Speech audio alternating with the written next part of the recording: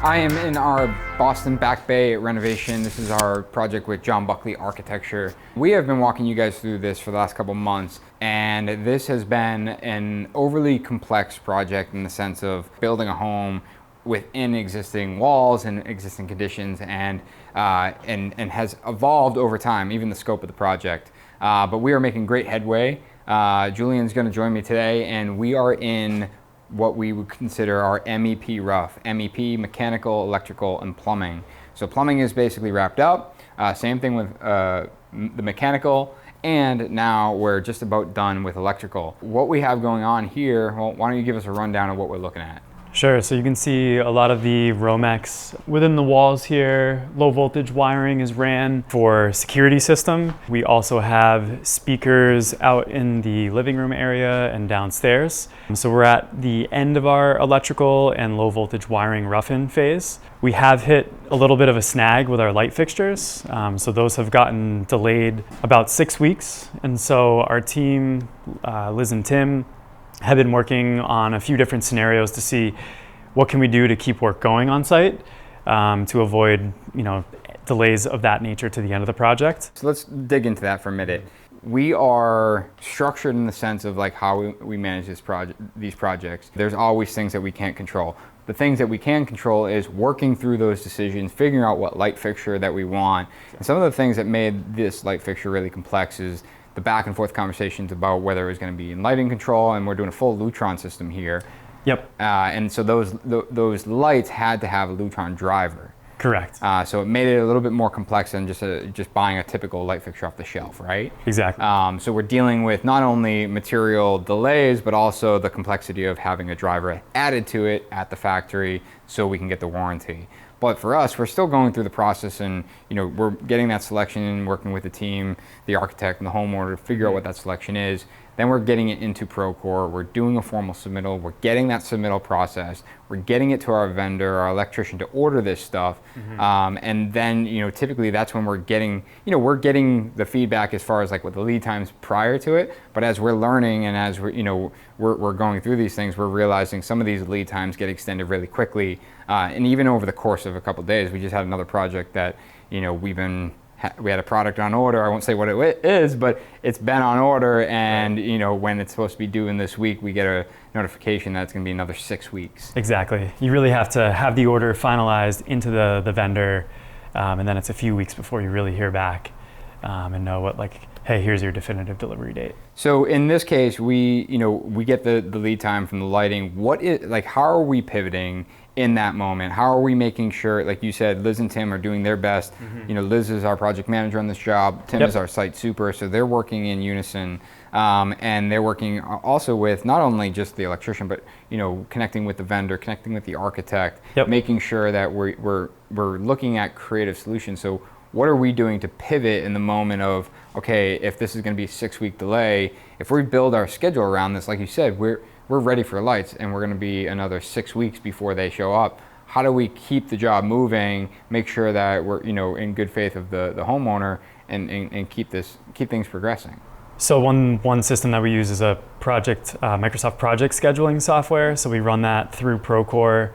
That's something that's being updated on typically like a bi-weekly basis. We're looking at critical path within the schedule, and we're starting to move sequence of that critical path around. So one thing that we've done here is worked with the electrician to get the electrical inspector to sign off on our current state so we can start insulating. We're also looking at ways where we can begin to install wall paneling for the architectural millwork portion of the project in advance of our blue board and plaster. Certain areas of walls that just don't need blue board and plaster. So trying to pick up some time that would have happened typically after that phase of the project, but do it now while we have the opportunity to take advantage of that. Yeah, so but there's also things that we considered in that too, is like we even talked to our blue board and plaster Colby over at Trowel, said, hey, can we do the walls first, leave the ceiling as is?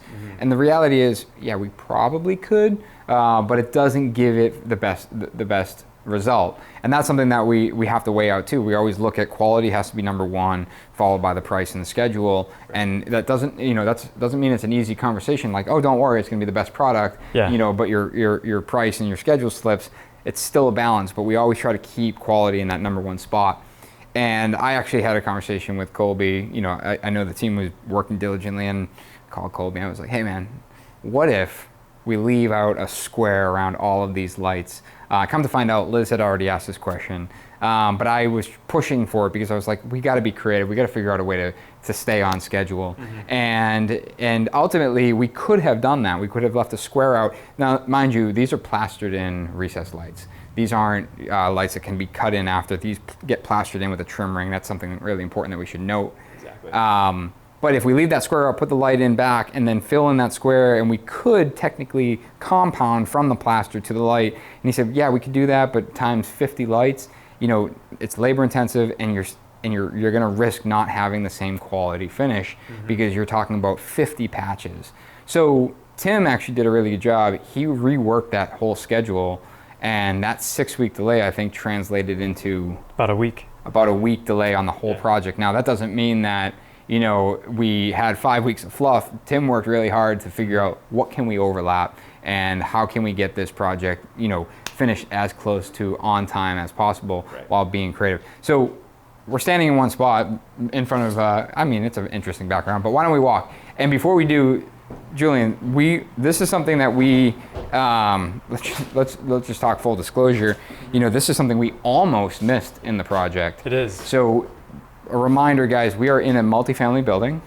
So above us is another unit. So walk us through what this is. Yeah, so in the city of Boston, this is a parlor level and then a ground floor level. So there are units above us, as Nick mentioned. We have to maintain a 2-hour fire rating between this unit and the one above us. So that means all of our penetrations in the ceiling have to be fire rated.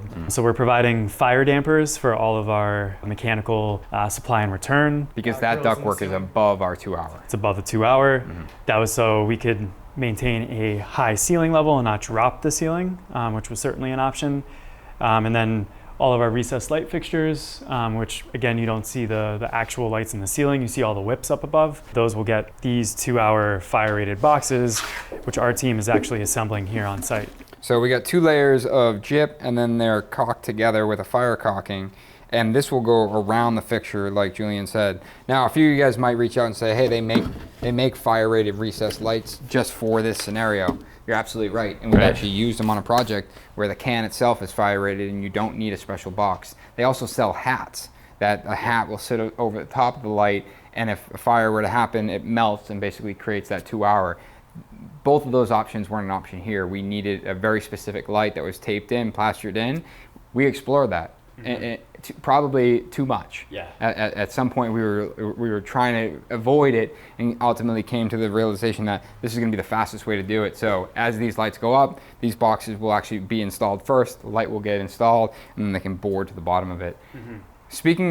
Going back, let's talk about lighting control. So downstairs, let's take a look at where they're burying all of these switches. So downstairs, similar, we have a bunch of wiring, Romex as you talked about. I also want to call out some of the detail in the wiring, Julian. We were talking about that off camera. What I noticed from upstairs is we have this lighting control panel or future panel. So we are underneath, the staircase is going to be above us here, going up to that upper level, and then we have this bank of switches. Can you walk me through what's going on here? Yeah, so we have a localized bank of switches. We have a radio raw, is what some people refer to it as, lighting control system, which is the alternative to Homeworks made by Lutron. The brains of the system is essentially all down in this one location. Beauty is that you don't have multiple switches all throughout the unit, and you can have keypads ultimately in any location that you would like.